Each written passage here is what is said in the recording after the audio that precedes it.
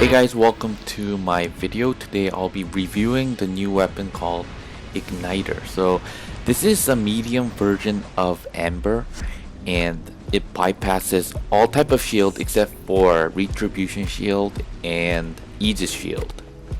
And this weapon is very interesting for me to review because we kind of need that close range weapon, brawling weapon. Because of all the tanking robots out there, especially the Falcon, because the Falcon is really difficult to kill. Having Traditionalist as a pilot skill as well as advanced repair kit just makes it really difficult to just kill. And this video will have the same format as my Hussar video, which was my last video. I'll start off by one line review on Igniter. So one line review would be the Igniter is better version of Orkin. So it does have very similar properties. And I guess you'll understand why I say this as you watch this video more and listen to what I kind of have to say about this weapon. Okay, so just like the last time, let's go over whether this weapon is worth upgrading. Start off by for the perspective of solo players. Okay, so for solo players, is it worth upgrading? I would say yes if you need splash brawling weapon. I think this is just a better version of Orkin, and it just fits great into this meta because of the reload time. And of course, I will elaborate more on most of my claims or statements here. Okay, so is it worth it for the clan players? So players that play a lot of squad battles, clan battles especially. So for them, I would say yes again, but it depends on your playstyle. It can be used, but it is not a must, and it's definitely not a super game changer because I guess in clan plays, teamwork is what matters most. So if your team is focusing just on the right target, you would already have enough firepower. But I would say this is a great brawling weapon. If your play style depends on splash, and if you need something against tankers, I would definitely recommend this. But again, I'll repeat this, it's not a must. Alright, and I did say yes to both type of players, solo players and clan players, because after all, we do need some sort of brawling weapons. And I guess the Corona and Halo, those two weapons are very dominant, but at 350 meters, I'd say with the splash and 5 seconds reload time, especially against tankers, because I think no weapon can take down tankers in one salvo, one clip. And so I guess this will really suffice on many ideal brawling requirements, I would say. And of course, this weapon doesn't hit directly because of the fire rate.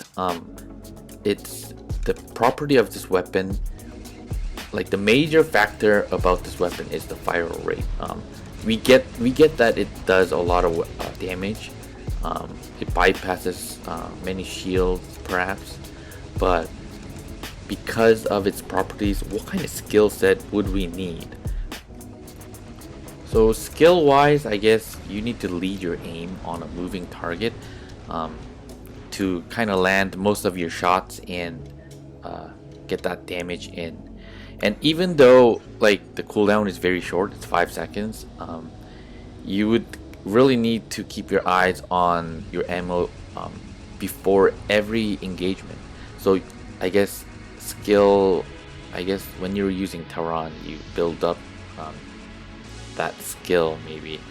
If you do, it's just like Tehran, but the properties of this weapon is Orkin. So and I guess this one really overlaps with leading your target, but it's a little bit different because if you're facing fast robots like Strider, you need to close in on the distance, because that way you have higher chance of actually hitting fast spots.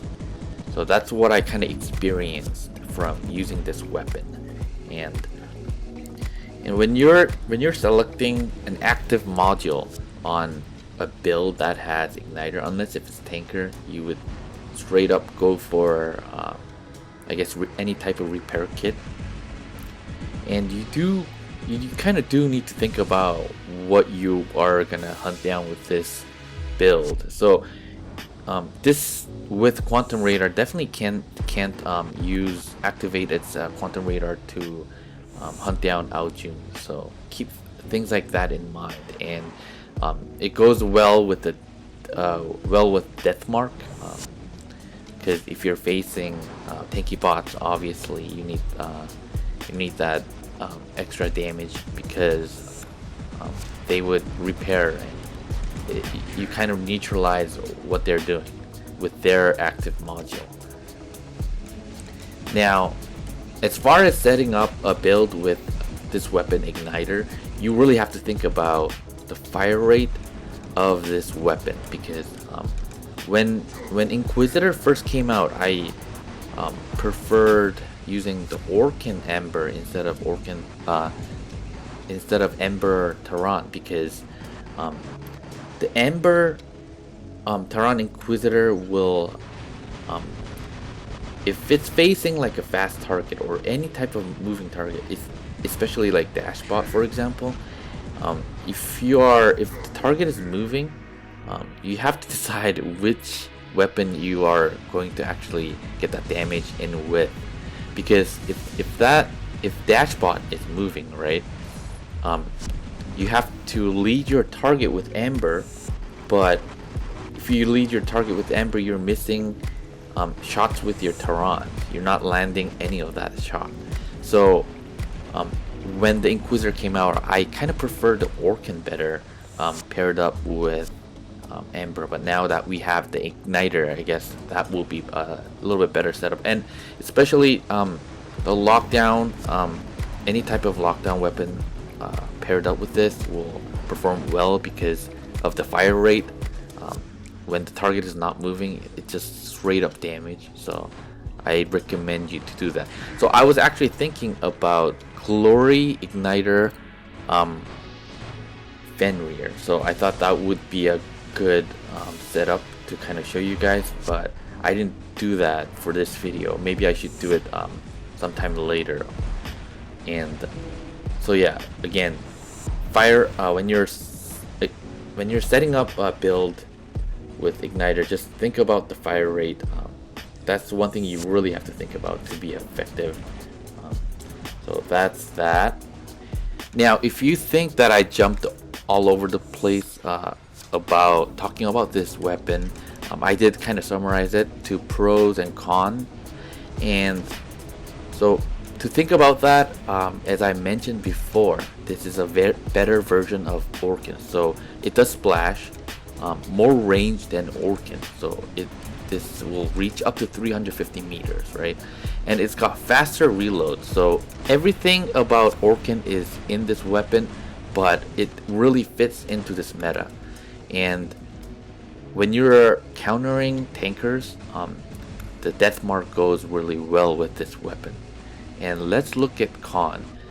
Just like the Orkan, the fire rate is slow, and using quantum radar to shoot out June or any type of fast bot will be difficult, but it will really save you beacons. So power plant clips in this video was a great example of just shooting, like firing it up in the hallway of this beacon B, and because of the splash, I'm sure a bunch of other robots were getting hit by this weapon as well. So I mainly focus on the Fenrir with the Igniter setup and Blaze paired up with Igniter on Ares, because obviously currently those two bots are very hot and they can be equipped with medium weapons. So that's why I chose these two robots to showcase this weapon and review this weapon. And that's all I really gotta say about this. It wraps up the video. I hope you guys enjoyed it. I hope my video kind of answered some of your curiosity or questions about this weapon. If you got this weapon through the event, so that is it for this video today. I hope you guys enjoyed it. If you haven't subscribed, feel free to subscribe to my channel. I do have a couple more minutes on this video.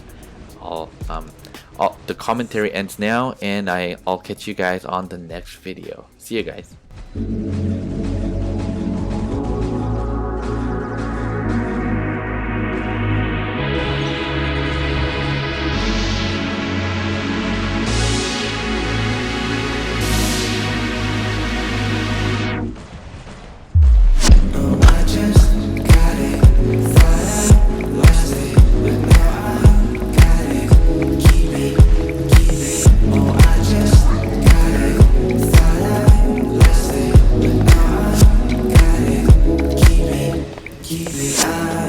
Don't know how to get you, don't know